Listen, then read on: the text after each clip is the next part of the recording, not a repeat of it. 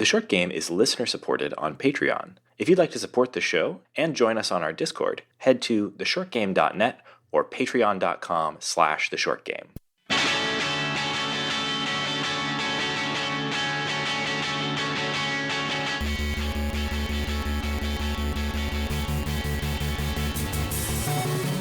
Welcome back to The Short Game. This is a show about short video games, games that respect your time. I'm Raygan Kelly, and I'm joined this week by two fantastic co-hosts. Nate Heininger. And Shane Kelly. And this week we are talking about Terra Nil. The Earth may not be healing in the real world, but we can always imagine. What are video games for, but, nice escapism. The true power fantasy, the power to reverse all this shit. Yeah, actually, so this was a game that has been recommended to us a number of times in the Discord and keeps coming up, and it had been very, very appealing to me. One, as a sort of a long-time fan of the sim-like games, which I think we're going to talk about here in a minute, your Sim Cities and your various tycoons. But what really appealed to me about this game was that premise, that this is sort of the inverse of those games, that instead of building a massive industrial complex or, some sort of amusement park or whatever, you're actually breaking that down and returning the world to a bit of a environmental stasis, and that just seemed really, really compelling to me, and enough people recommended it. And I haven't really engaged in a sim-like game for quite a long time, because they are often sort of the antithesis of this show's entire premise. Unfortunately, yes. But this game, you're taking a sort of a destroyed environment and returning it to a beautiful piece of nature, and then you're done. There is actually like an end state for each stage, and it ultimately makes it a pretty manageable short game. So that entire package, I thought, was incredibly appealing for something for this show, and I think why it has been recommended to us a lot. Yeah, and just in terms of the, how long to beat on this, you look up something like, yeah, maybe I should have. I didn't look up how long to beat on SimCity 2000 or something like that, but I'm sure it's, at least is there even hours. Beating SimCity 2000? Yeah, I'm not even sure. But Terra Nil is main story 5 hours, main story plus side 8 on how long to beat. So obviously right in our strike zone. Yeah, there is be stretching it a little bit. How much? There is a credit scene in this game, which I was able to get to in a pretty reasonable I just time. checked SimCity 2000, 22 hours on how long to beat, which I don't know how accurate that is, because I'm sure there's not a lot of people speed running SimCity 2000 to record their play times on how long to beat anymore. But give it a bit of a ballpark, this is clearly a much more tailored experience, and I think that is sort of the key thing of it is the whole idea here is you go in, you restore nature, and then you leave no trace. You're leave only footprints kind of thing, and that's something that no other game in this genre that I've ever seen kind of does. Yeah, in a lot of ways, it's a complete inversion or subversion of the story or structure of most of the games in the sim genre. The games there are mostly about starting off from nothing, a natural wild paradise, and slowly expanding your urbanization across the map. And a lot of games have done some sort of subversion of the kind of the pattern there. Every game in the sim genre has kind of a built-in internal politics or ethos to it, which is one of the things that's really fascinating about it. They have some perspective on what good urban policy looks like or something like that. And Terra Nil has a really firm stance that humans are bad. We need to get out of here. When you are there's a phase to this where you start off in a kind of apocalyptic wasteland, essentially. And you are building up these structures that are things like solar power plants or wind power generators and things that will help you get rivers going, things like that. And all of it is to the end of rebuilding the environment and creating a place for plants and animals to thrive. And then that third phase of the game, there's like kind of building it up, managing things. And then there's the third phase where you are basically packing up and disassembling all of the buildings that you've created in order to help restore the wildlife, and using the material from that to build a airship to pack it all out with you and leave behind you like a perfect natural wilderness. Which it would kind of be hilarious to have, like, you finish packing it out and then immediately like SimCity 2000 starts and it's like, let's cut these trees down, they're great, we use these to build. Thanks for planting these trees and reintroducing all of these wild boar. Now we have food and lumber. It's interesting. Before we get into talking about the mechanics, which are sort of, this is a very mechanical game, like all sort of city builder type of games. I kind of, for me, there's very rarely been a game where there's more of a bit of a mismatch between the sort of like mechanical side and the theme. Not to say that like it doesn't work. This is a well-designed game with like a clever kind of merging of these two ideas. But like, I think that idea of this sort of like, post disaster, apparently, because the world looks like trash, ecological, like, just sort of the theming of this is almost moving. It's like, it's really beautiful to see this idea of like, we're going to go in and like, rebuild nature and leave no trace. And it's really truly like a beautiful idea. And also, this is a very mechanical game, and not all of the mechanics really worked for me. So like, kind of a weird tonal thing for me. But I got to say, like, theming wise, I was actually like more into it than I expected. I thought it was kind of moving. Yeah, there's a lot that this game does that I think is all about trying to evoke that feeling.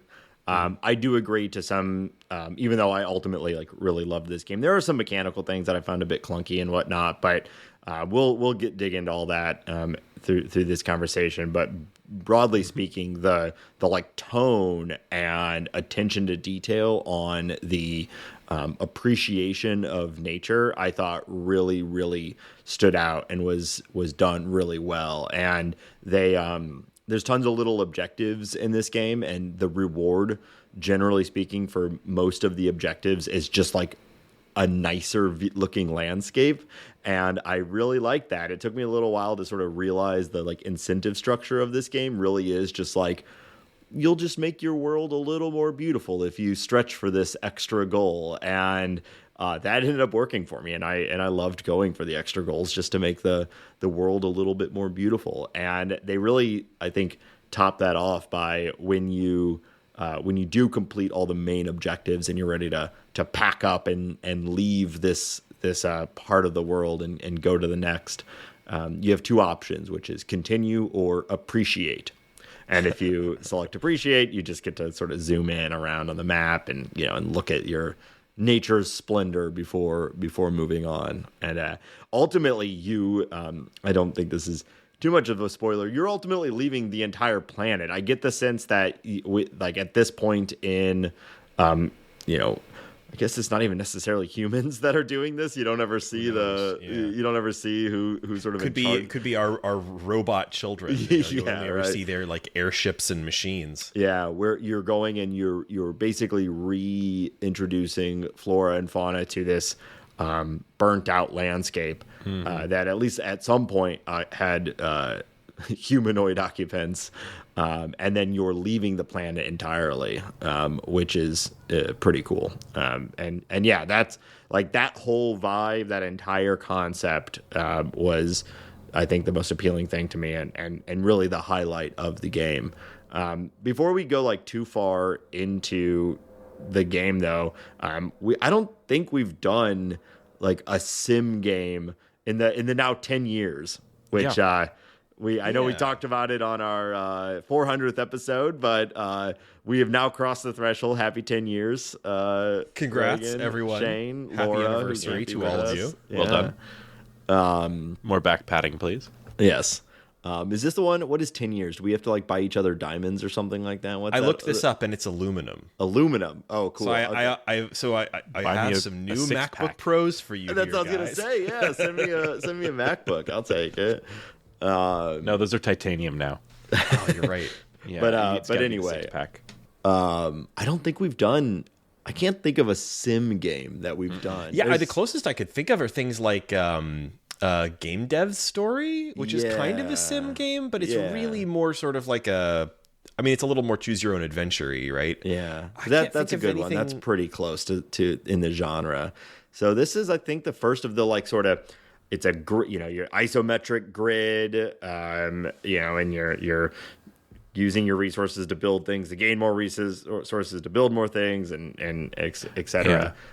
Which is, I don't know, one of the oldest genres in video games, arguably, and something that like is massive, but we just never do because they're generally endless. But Hey, I was going to say A Dark Room was kind of a sim game in some ways. yeah, kind of- there's a little bit. I mean, I could of see it. Yeah, I think there are a lot of the games that we've covered obviously have sim inspiration, but we have not been anywhere. Not in the same way that this genre is. Yeah. Yeah. This is just a straight up, obviously it's sort of an inversion of the entire city builder genre, but it has so many of the aspects of the city builder genre. So it has the perspective was the thing that really struck me at first. Like, you don't really think about, nature on a isometric grid, right? Like, you don't think of like, this is my trees square my or something. deciduous tree tile next to my lagoon tile. Exactly. So that actually struck me as a little odd. The little like, my rivers are all going to be perfectly rectilinear and so on. I mean, this is an argument in favor of the robot hypothesis here. They're rebuilding nature, but they literally cannot build a rounded rectangle. Everything is a square. Yeah. Did you guys play, like, I know you all have been computer gamers forever, and this genre has dominated PC gaming and Mac gaming to some degree for so long. So I think especially the 90s when the sim games were everywhere. Like, I loved Sim Ant, played a ton of Sim Ant, SimCity 2000. What was your background with it? Let's see. What did we play a lot of, Shane? We were Mac kids. We did have SimCity 2000. Access. Yeah, I think that really the two were like, I played a fair amount of the original SimCity on a black and white Macintosh. At some point, I think my dad brought home a diskette of that. I don't think we had the manual or the box or anything. It might have been pirated, like everything was back then. But I played a lot of like original SimCity. And later when we had color Macintoshes, we got SimCity 2000, I think, right, Shane? Yeah, that was and we ended up playing a lot of that game. And I think in a way that was kind of the Minecraft of its day. It's not like it was like, and specifically what I mean is that like it had multiple ways to play. Like, you could play sort of like missions. You could like load up a city and it would tell you like, hey, you've got to fix the tax code in Birmingham, Alabama in 7 years or something like that. And like, that's fine. Can think of nothing more exciting. I know. And then, you have like sort of additional goals of like, and in some way it had a little bit in common with this. It had the like 2000 had the arcologies where like, once you built your city up to be like perfection, right? You could build these arcologies and move all of your people into them and then blast them off into space and leave Earth behind, which was a cool idea, but it was kind of an end state for the game. There was no next step there. But I think what we ended up playing mostly was like, you could use cheat codes, which why wouldn't you? I was a kid. And you could just throw Godzillas at your city or whatever. Yeah, and tornadoes, that was like, etc. Yeah. And that was the really cool thing to do in SimCity. And that's why I kind of think of it as being kind of like the Minecraft of its day is like, it had sort of both creative mode and and more like survival mode, I guess. And we were very much in the creative mode, like infinite money cheat, build the wildest city, then throw Godzilla at it, etc. kind of vibe, I think. I remember really loving Sim Life. So we did have the original Sim City on our earlier Macintoshes. And it was cool. It was obviously a fantastic game. SimCity Classic is amazing. And when we had that one, it came with a game that I really loved, which was Sim Life. You get those as like a package deal. And Sim Life was kind of similar to this. The concept was simulating an ecosystem. But in that, you had a very direct hand in the ecosystem. Here, in Terra Nil, it's about creating space for the ecosystem and kind of clearing things out. In Sim Life, you would directly modify the genetics of the plants and animals in the world to the point where you could create kind of anything. The cover of the box had like a kangaroo with a lizard's tail and a toucan head on it. And that was a big part of the game. There was a part of that game that I absolutely loved, where you could make a creature in two different ways. One was just sort of, it had a D&D character sheet where you could add and remove traits from it, right? And the other was you could basically mix and match a head, a body, and a tail. And you achieved the same result, but it was way more fun to just kind of make a crazy creature that way. So that game... my overwhelming perception of Sim Life was that the ecosystems were incredibly precarious. Like, in order for the ecosystems in Sim Life to work, you had to have lots of interdependent creatures that perfectly balanced each other very well. And if you're just messing around and creating a weird like toucan head thing, it was very easy for you to mess it up.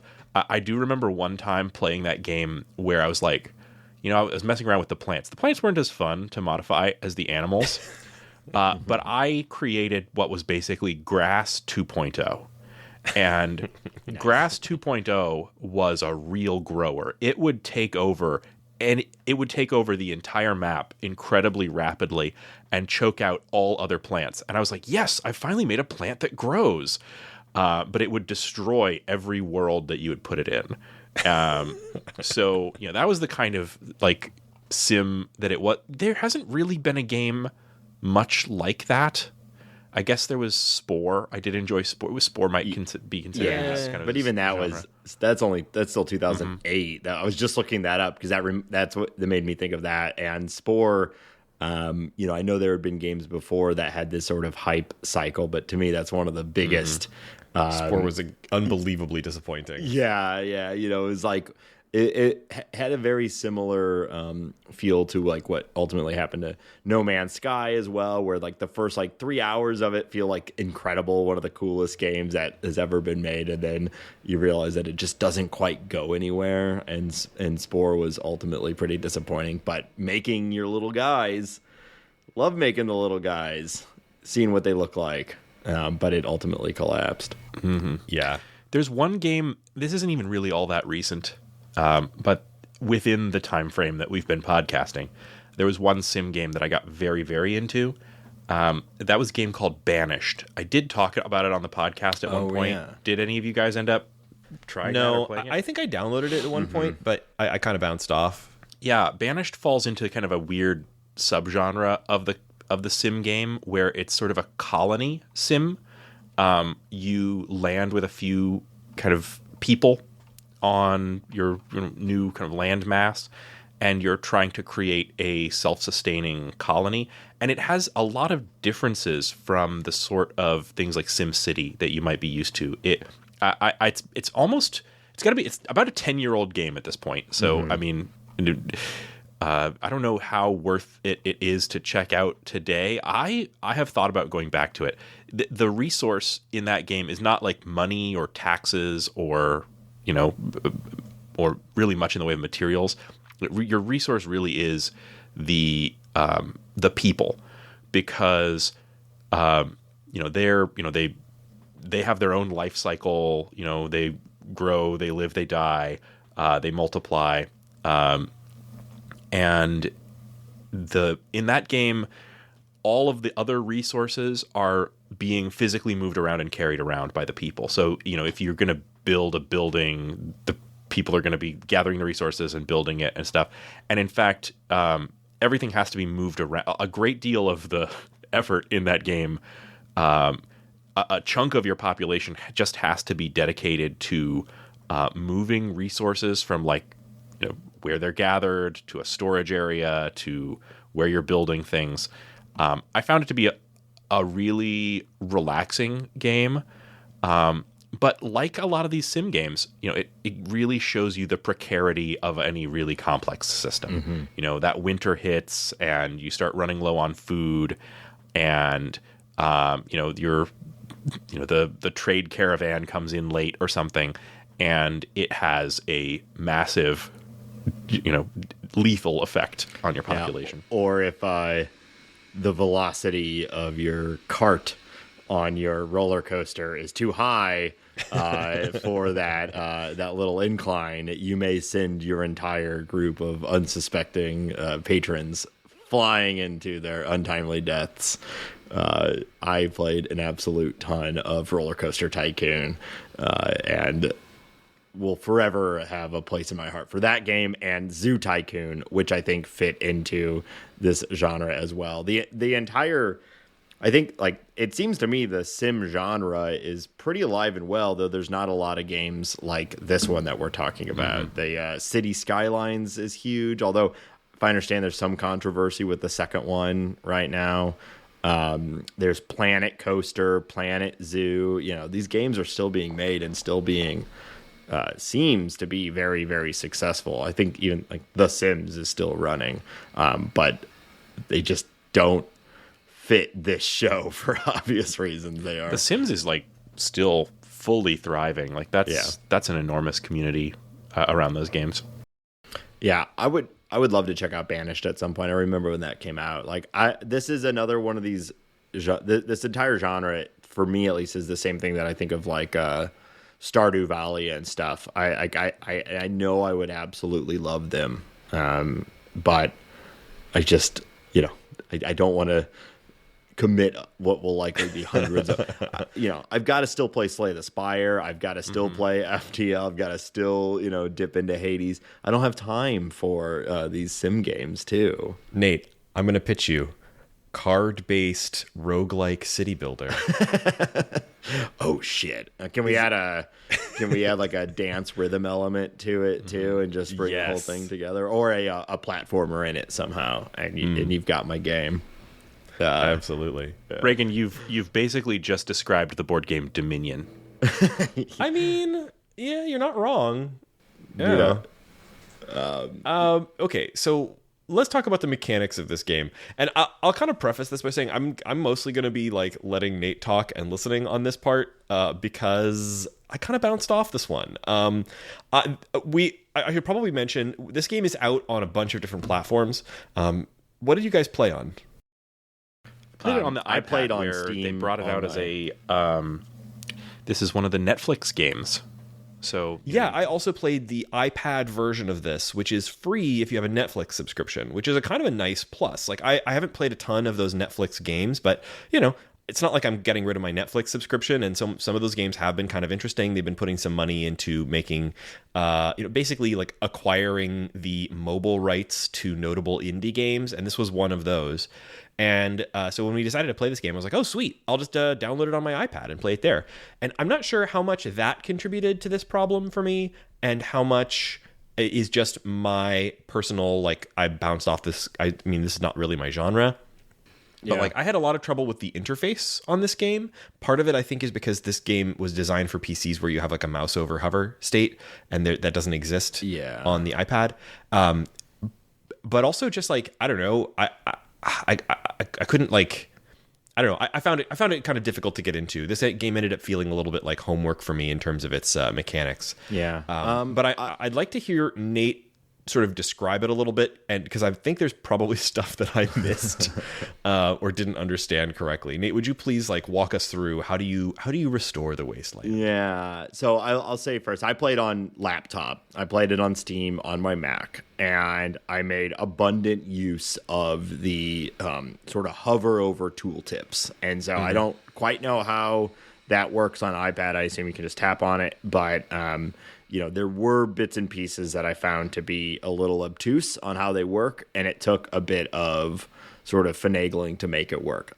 That said, like a lot of people in the Discord, we're talking about how fun this game is to play with their kids. So I don't know if it's just... Shane said the same. It was, I agree. In fact, it's worth mentioning there are different levels of difficulty in here. There's like I forget what they call them, but one of them was like just nature-loving baby mode.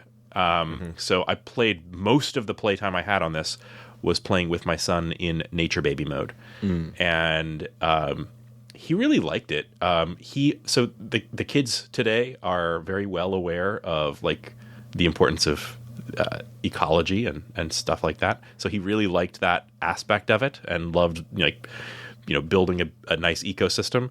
Also, kids just love games where you tap to like build stuff. I don't know what it is. They just like it. That's a whole thing. He's already been suckered into pay to play like terrible iPad games before. This was a big improvement on those in that respect. He had a lot of he was teaching me a lot of the tips as we went through some of the phases. Like he'd figured out how to find the animals and things like that. So definitely enjoyed seeing him kind of lock in on a game in this genre. It's a lot more complicated than a lot of the games he plays. I'm shocked he was able to I know I was playing on a higher level of difficulty or whatever, but I'm shocked that he was able to like work it all out. I know he's got decent reading skills, right? But I think this is a game that like I had to really read. It has like an in-game codex. I had to really page through that thing to sort of even figure out what my goals were.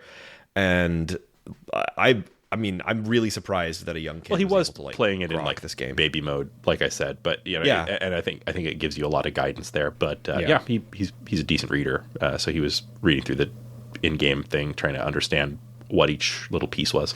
Yeah, I think that's pretty cool, and echoed by the Discord. Multiple people said they have played this game with their kid, and it's gone really well. So, so I'll try to walk through it. I mean, there is kind of a lot of individual pieces to this game, and little interlocking systems and whatnot.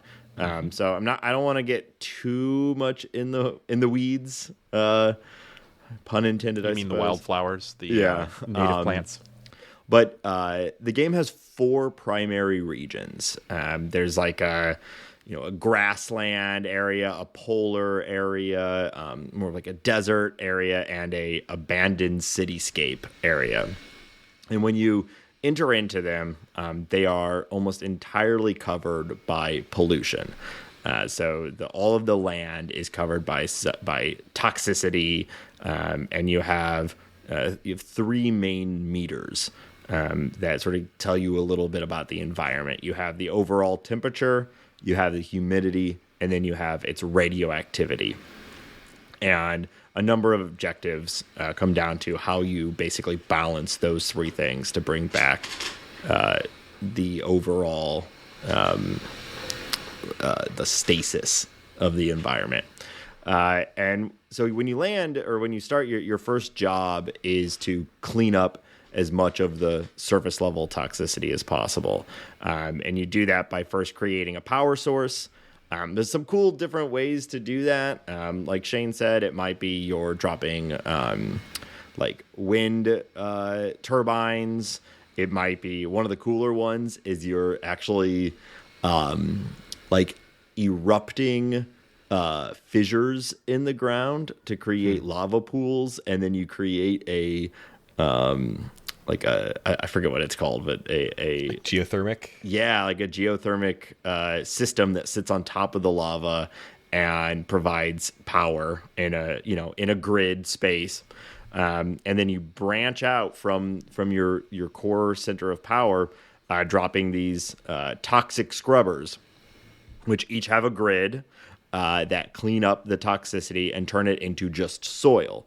And then you will drop some degree of like an irrigation system that basically turns the now cleaned soil into like greenery, grassland or some equivalent for that biome.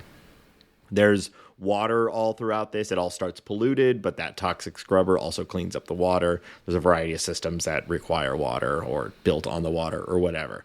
And so you have like some main goal right out of the gates that's just like clean up 90% of the surface area, which kind of feels like a lot, but once you kind of understand how the things click together, it's not too hard to clean up clean it up and basically build a world for you to start actually establishing your environments. From there, you get a set of objectives to repopulate the area with like biome relevant like flora. So it'll be like in the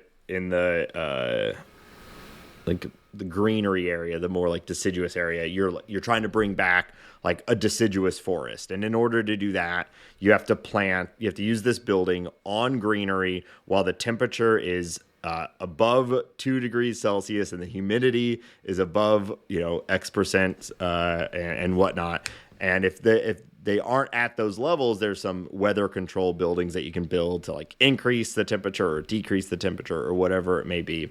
And so each of these buildings have a relevant set of specifics. Some can only be built on like rocks or on a cliff face or next to water or whatever it may be. And you're sort of mixing and matching these different buildings. Some of them require another building to be built first, and then you build this one on top of it. And, this is where there's like, I don't know, like 100 different little sort of connections here that I honestly don't think I could even get too specific, even if I wanted to. Even though I hit credits on this game like this morning, and it already has sort of washed over me all the little specific interconnecting parts. But you're basically plugging together very, very specific tools to repopulate the world with these different types of environments. And then the final phase is you need to reinstitute animal life, and maybe collect seed samples or a couple different sort of objectives around like finalizing the biome. And then, as was mentioned before, you have to actually tear it all down, recycle everything, put it into an airship or a rocket ship and fly away.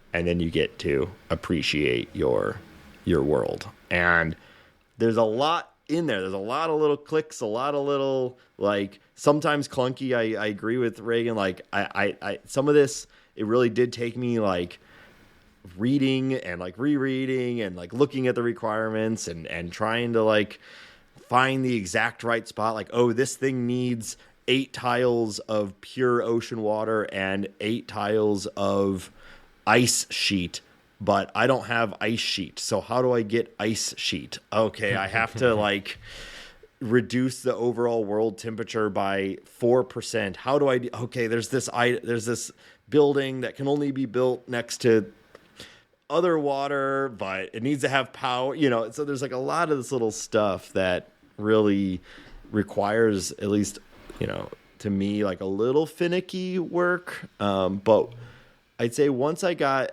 about to the second region, the game really started to click for me, and I ultimately like really enjoyed it. Yeah, I guess I got through a lot of what you're describing there. If I have one like criticism of the game, it's that the phase you mentioned where you are packing it all up to go kind of didn't. I mean, it was never that fun for me. Like, I actually do not like that part of the game. And I understand it thematically, and I get it. But it kind of felt like a drag, almost like a punishment for having done well in the rest of the game. I don't know how I might change that. I mean, I didn't mind. That's actually interesting, because like that was one of the parts that I liked. Like, again, I didn't play as much of this as Nate, because I kind of bounced off it. I basically played through one complete like zone, one world or whatever you want to call it, one biome.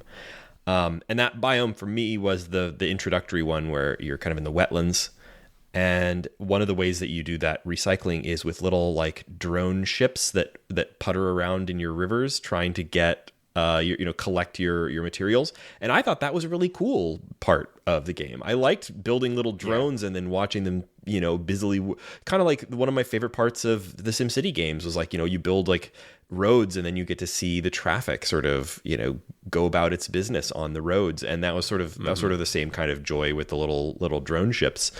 So I liked that part. I found other parts more tedious, like the thing that cracked me up about that world, Raygan, that was the first one I did too, and I totally just did not understand how anything works. So I'm just plopping buildings left and right, just plop, plop, plop, plop, plop, building things everywhere, and not knowing that like I'm gonna have to basically undo all of that with a system of connections. And on that one, everything has to be near your recycling thing is on water, so you have to have like everything kind of near a river. And I had like really just built everything so haphazardly that the best way I was able to solve like getting everything near a river was to just carve rivers across the entire world. Like I had to do a bunch of that too. Just a ton of zigzag, massive rivers left and right across the entire world. I think that's a part of the issue that I had with it, because I was playing on Nature Baby mode with the kiddo, and we were extremely haphazard about where we placed everything, and you get exceedingly punished for that at the end in that mode. Cleaning up becomes real hard if you just scattershot stuff all over the map. Punished. I think that's just that's a harsh word, because it's part of the whole point of the game. I did feel that a little bit on the first one, especially since I felt it was so. It felt a little tedious to go through the process of undoing all of it. But that's where once I recognized that these sort of there's a bunch of temperature and humidity and toxicity based optional objectives that you can do, that I was kind of saying at the beginning that when you accomplish them, they just basically add more color and interesting elements to the world. So, for example, it might be like with a temperature over 5 degrees Celsius, a humidity over 20 degrees, and a toxicity below 40%, deer return to greenery. And if you accomplish that, now all your greenery spaces have like delightful little deer walking around. Or there was one where if you accomplish like a particularly harder set, you get the Aurora Borealis returns. And so you get this really interesting, like sort of shimmering lightscape over top the entire world. There was an old scientific theory that went by the name spontaneous generation. It was the idea that like if you had a pile of dirt, you would just get rats there. Or if you were a dirty dude, you would just get fleas in your hair. They would come out of nothing. And that's kind of how the life works. That's kind of how it works in this game. I found that whole system very confusing. It's like, use sonar pings to summon the birds or whatever. And I'm like, from where, dude? They're all dead. Yeah, you're identifying that they are there, not that you're. But yeah, I mean, it's all you only have to ask like one question of how this game works for the entire concept to fall apart. But yeah, that's not the point. Fair enough. But once I started doing those things and populating and actually like filling the world with color, it did make the sort of like extraction side of it. One, I just got better at it. So the extraction part really only takes a few minutes at the end when you know how it works. And if you've done everything, a lot of the optional stuff, you have added a lot of detail into the world, and getting rid of all of your big fat buildings really makes those things pop even more. And I ended up by the end like really looking forward to sort of the deconstruction part of it. But yeah, at the beginning I definitely felt like it was kind of tedious, and I was like, oh, but I like my little irrigation system that I've built, and look how organized everything is, Can't the deer just walk around the turbine? But that's that like world destroying capitalist talking, right? Yeah. Oh, look how orderly my system is. Wouldn't it be great if it also belched gases into the atmosphere? How Good gases, though. Must it produce me Yes. profit? I Make can't more get rid paper of this. Yeah. But I mean, that's kind of ultimately the game, is this like, sort of figuring out the puzzle of how you bring about these different environments and reintroduce the wildlife and then take it all apart and ship it back into space. The final one has you like collecting seed samples from all 4 of the biomes, which was similarly clunky. Like, it wasn't particularly like a fun mechanic, but it was still interesting. You're like, have the view scoped through a satellite, and you're like toggling through the worlds and scanning things with a satellite. That was fine, but from like a fun perspective, but fit the vibe really well, I guess. And since this game is only a few hours, really, like it really connected with me. But I think, like, I would say if you aren't enjoying it, like, try to do at least 2 of the worlds before you like really make a decision on it. But I get it. Also, these games just aren't for everybody. Just the sim genre is kind of finicky. I think I wish I'd pushed through a little farther, because I do think probably if I'd gotten over some of the weird humps I was hitting with the first biome, that I probably would have enjoyed it by the time I got to the second. But it being a bit of a busy week, I just, once I started hitting those roadblocks, something about this game, like, part of it was that, I was playing on the iPad, which is not actually my favorite device for playing games on. Part of it was had this sort of like sleepy vibe, and I was only playing it late at night. Part of it was that it's this, sim genre that I, didn't, it's not really my thing. And just like my brain just slid off of this game. I would like try to sit down and play it, and very shortly afterwards I was like, time for sleep, time for bed.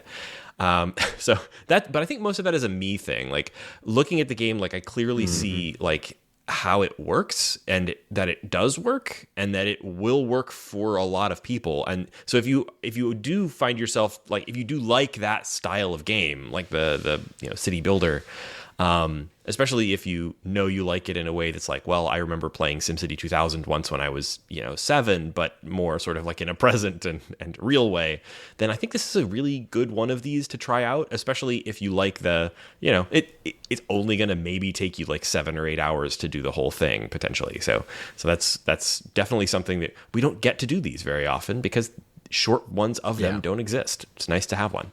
Yeah, though I guess we could argue we do the roguelike games, and you could argue that with a lot of these sim games, you can kind of start and stop however you want. You could also argue that this is our podcast, and we can do what we like with it. That's a great point. But it is not like I did really appreciate that there's 4 biomes. They have clear objectives. There's an end state for each one, and then there's credits, and then there is there's like a post credits. You can keep playing this. There's more regions within the biomes and whatnot, which I'm probably gonna check out. But I did enjoy, like, there's a start and an end to this game, which the other ones there are not. You're just sort of going until you're bored with it. So I think we totally recommend this game for folks who are into it. And I think you'll probably know if you're the sicko that's into this game, or maybe the like Zen ecologist who's into this game.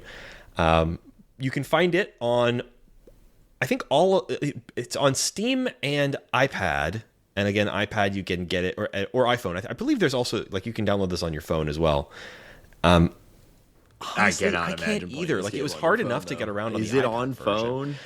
Yeah. I was a little bummed when I paid like $15 for it, and then I found out that it was free on Netflix. But ultimately, I'm glad that I did, because I think this is a mouse game. I didn't have any of the struggles that you guys were talking about. I think if you played it on your laptop first and then wanted to play it on iPad, like I think that would make a lot of sense. And I'm sure a lot of people have had a good time just straight native with iPad. Yeah, I think my biggest issue with the iPad version specifically is that a lot of the elements that this game would normally have presented with a mouse over become a tap. And so every time you, like, for example, you got the bar at the bottom of your screen that represents your different buildings that you could construct, and you have to tap on them and it brings up like a whole interface for that building. And then you have to tap again to get information about what that building is, back out of that, tap again to place it. It was a lot of like nested levels of tapping in order to do things that I think would be a lot easier if you had like a mouse and a couple of buttons. So definitely I think if this is something that you're really wanting to dedicate some time to, maybe try out that iPad version. It is essentially free with Netflix, but like I think if I were really going to put more time into this, I would spend the money on the Steam version. All right, so we have a little bit of time left here. Do we have some time to talk about what's making us happy this week? All right. Sure.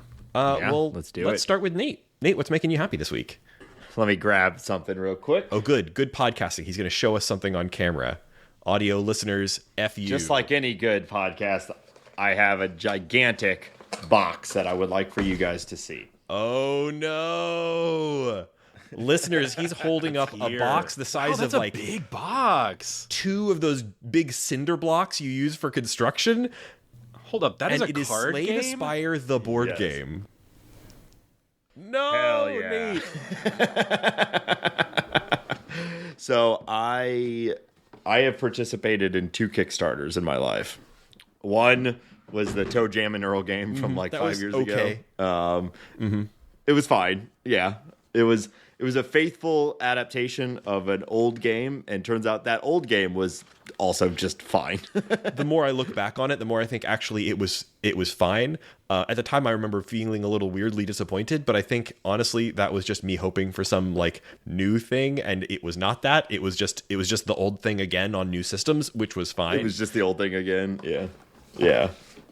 But anyway, this is the Slay the Spire board game that has been in construction for like 2 years now, and it finally arrived. And we're getting Slay the Spire 2 right now, right? Yes.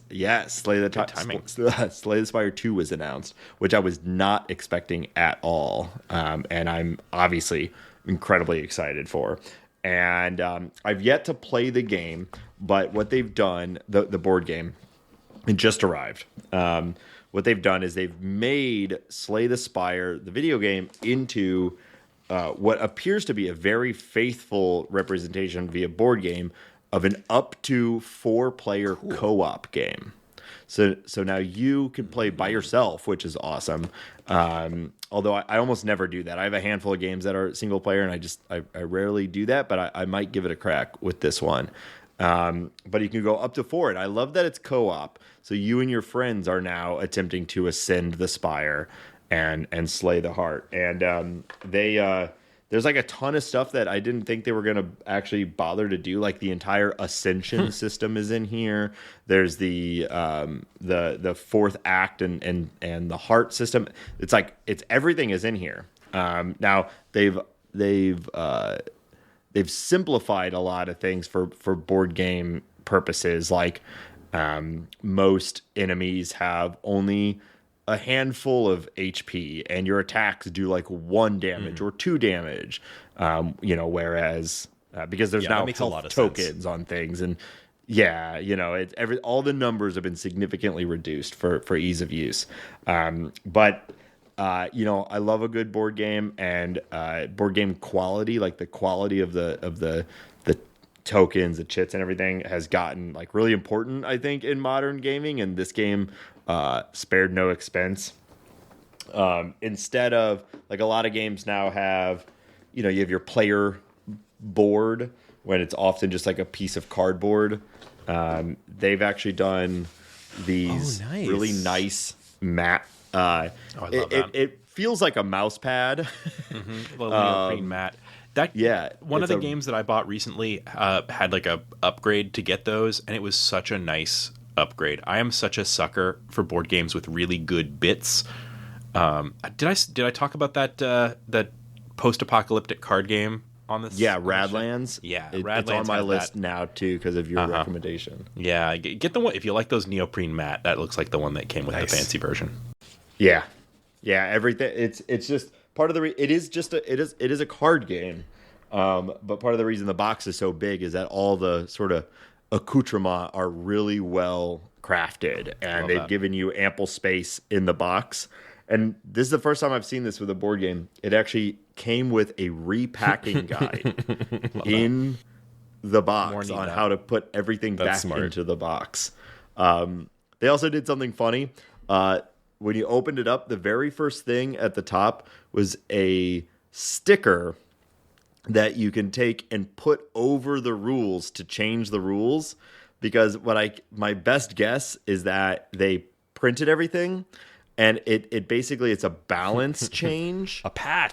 For one of, because, yeah, it's basically a patch to the game that they fixed by printing a sticker that you literally apply over one of the game boards to change the rules permanently, because I think it's a better funny balance. And I don't know, I thought that was pretty clever. It's honestly way smarter than reprinting, every single booklet or whatever.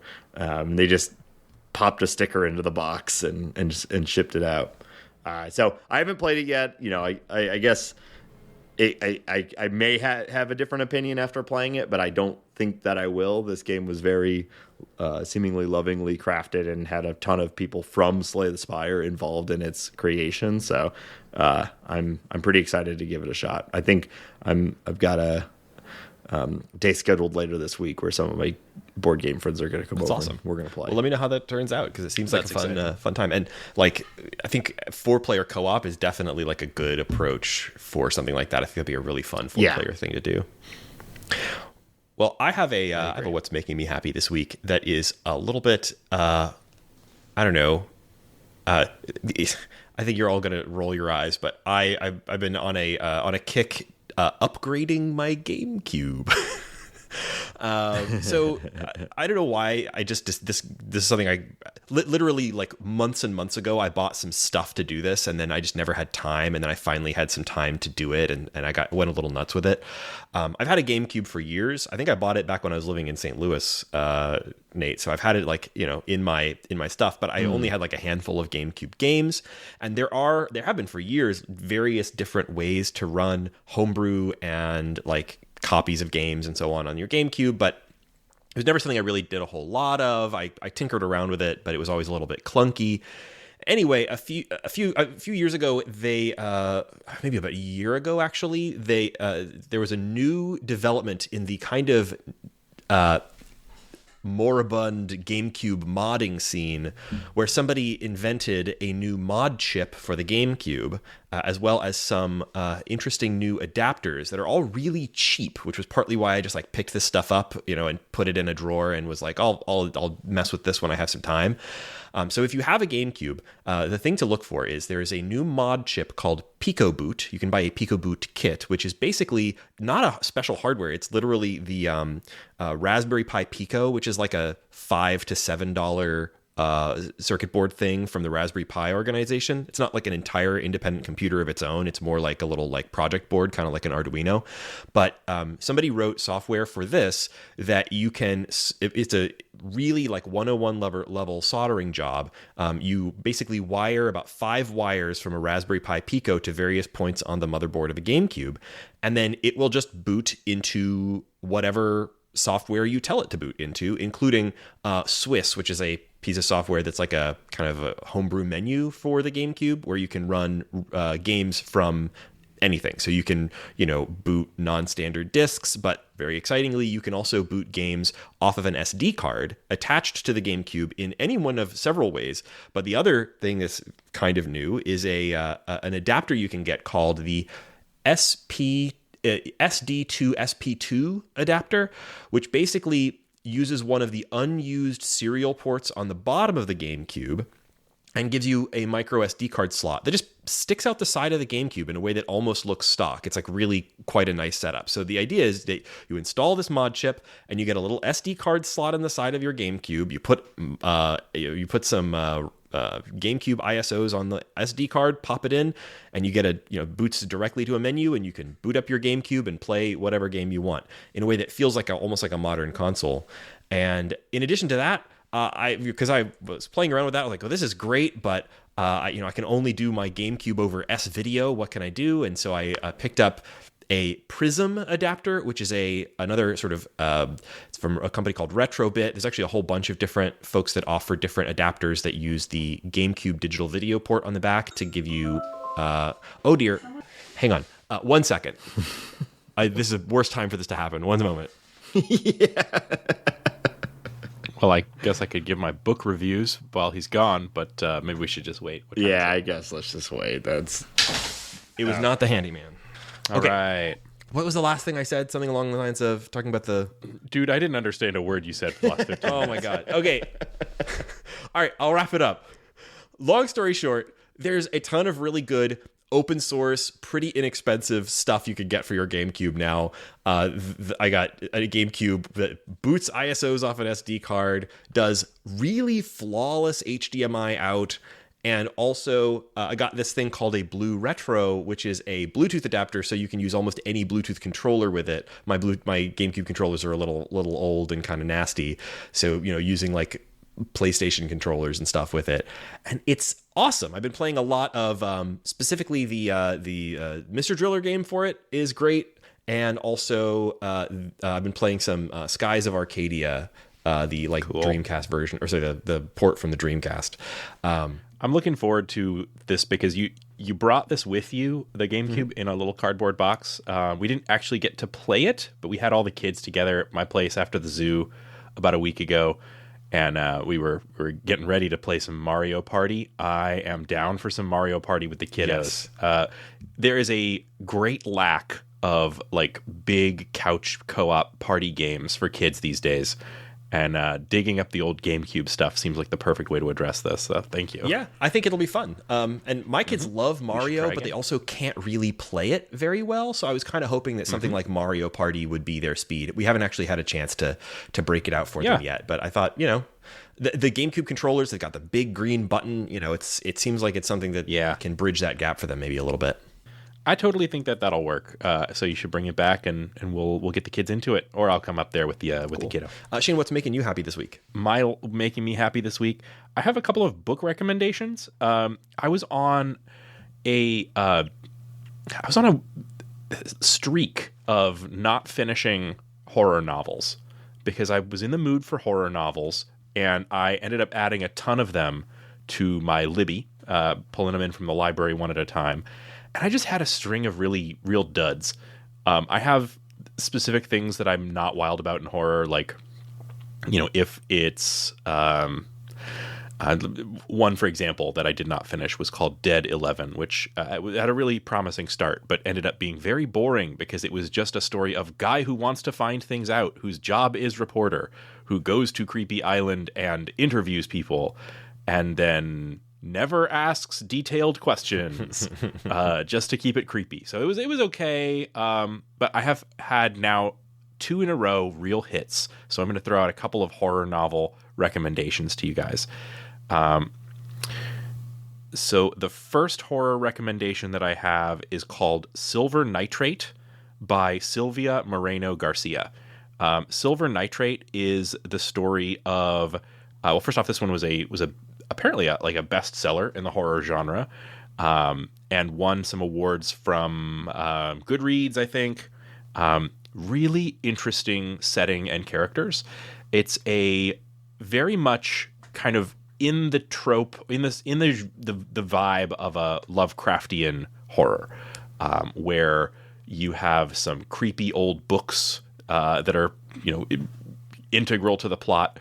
But the main story, the story is all about a woman named Montserrat, who's a living in the 90s in Mexico, and is an audio editor for film, and is a big horror movie buff. And she has a friend named Tristan, who they grew up together, and he's a soap opera star whose career is kind of floundering. And the the action of the film starts when Tristan introduces her to a horror director who created this sort of lost horror film that she had been very interested in. And that horror film is really the start and the sort of mysterious book trope of like that style of horror. I won't spoil much about it because I think it's a fun story. But what I will say about it is that the characters are fantastic. Tristan is kind of an interesting character as an actor with kind of a lot of sort of a troubled past. But Montserrat is especially great because you don't see a lot of real curmudgeonly female leads. She is just an absolute. She's a prickly individual in the best possible way. So I really recommend that book. It's not the like super scariest one, but if you like the genre, especially if you like horror films, or some of the kind of Mexican horror films, like you think about stuff like the Mexican Dracula from way back in the day, whether they filmed on the sets while at night while they were filming Dracula in the same sets in the daytime. There's just kind of a whole world to it that I thought was really fantastic, and the writing is great. And then the other book that I'm going to recommend to you is called A House with Good Bones. By T. Kingfisher. I haven't read that one yet. Yes. Mm-hmm. A House with Good Bones. This was a real short one. It was really fun. I would say this is more kind of a mix of, it's not like pure horror. It's more of a mix of horror and thriller and fantasy. And the thing that I also loved about this one is it has a fantastic female lead character. The lead character in this is a I forget what her job title is. She's the person who goes to archaeological digs and analyzes like the remains of insects that are found in like the food storage areas and stuff like that. She has a very specific archaeology job. And she also, it's written first person, so she's your narrator, and she is very funny. Like that's something you don't get in a lot of horror, is a main character that is just uproariously funny, even while they're dealing with something that's really horrifying. And she's kind of come home to her kind of childhood house. And really, it's sort of a ghost story. Her mother is really behaving strangely and afraid all the time. And at first, she's thinking it's maybe some degenerative disorder, but it is in fact ghosts, right? So, really, really fun story. Just a fun lead character. So yeah, I can't recommend those enough. I'm going to go on. Raygan, you said you had read Nettle and Bone, which is another T. Kingfisher book that got a lot of really great praise. So that's on my list. I adore T. Kingfisher. She's really prolific. So there's a lot of books, and not all of them are my taste. I tried her horror book that is sort of like a modern rewrite of the Fall of the House of Usher. I'm trying to remember the title of it now. I don't remember that one. But that one didn't quite do it for me. But Nettle and Bone is astonishing. It's like a very fun rework of sort of fairy tale concepts into a sort of more modern fantasy context. So like, one of the characters is a fairy godmother, which is a job you can have, that kind of thing. Mm-hmm. But like, it's really funny, but it's also really well done as a fantasy story and a revenge story, and great characters. So that one's great. And I also really adored Thornhedge, which is a sort of novella she wrote about, it's also sort of fantasy inflected, that's on my list. Thornhedge is like the story of like Sleeping Beauty, but kind of from the perspective of the fairy that cursed her, and it's a weird inversion, but it's also just like really good characters which carry it off and make it feel real. So I love her work. She's great. Looking forward to checking that one out too. So thank you so much for joining us on this episode of The Short Game. You can find our show on the internet at shortgame.fm, which is where you'll find all the links and buttons and links to our socials and everything. The show is on Mastodon and Blue Sky. I'm also on both of those. You can find the links on shortgame.fm. I have been Raygan Kelly. I'm Nate Heininger. And I'm Shane Kelly. Oh, and I didn't say thank you to our patrons. Thank you, patrons. This show is made possible by our Patreon. That's also linked on shortgame.fm. And if you become a patron of this show, you get access to our Discord community, where we talk about the games that we're playing, what's coming up on the show. You get episodes a little bit early, and you get our eternal thanks. We really do appreciate our patrons. Yes. It makes the show possible. Thank you to our patrons. And again, thanks so much for joining us on this episode of The Short Game.